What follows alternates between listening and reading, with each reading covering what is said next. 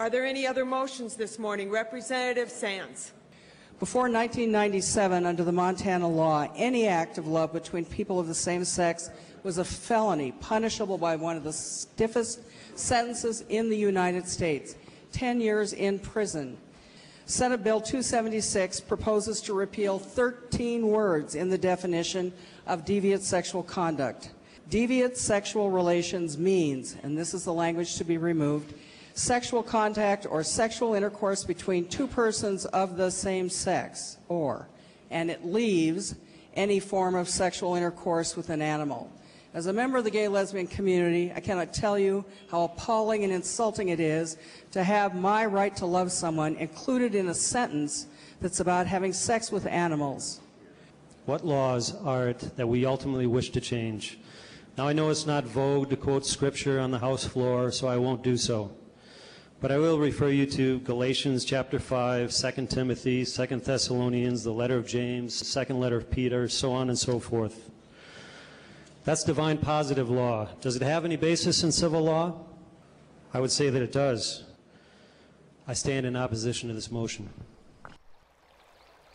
The American West held great promise for so many outsiders. It was a place to go and be yourself and live the life you wanted to lead. The word homosexual, it wasn't in the public vernacular until 1910. I decided that I wanted to come back to the West, but I wanted to come back as who I am. That's why the idea of Out West came about. I couldn't find my community represented in any Western art museum.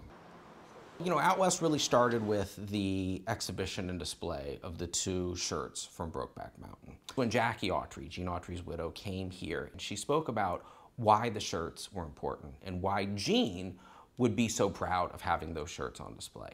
He wanted a museum that would tell everyone's story. I tend to think of peoples in terms of ethnic communities, and working on these programs has challenged me to expand my definition of community and my definition of peoples. We can really make a difference in people's lives talking openly about all the people who make up our community. We partner with museums, libraries, and universities, all who seem to be very interested in telling our stories, but the Autry was the first. We've opened the gates and made it safe for so many other institutions to follow.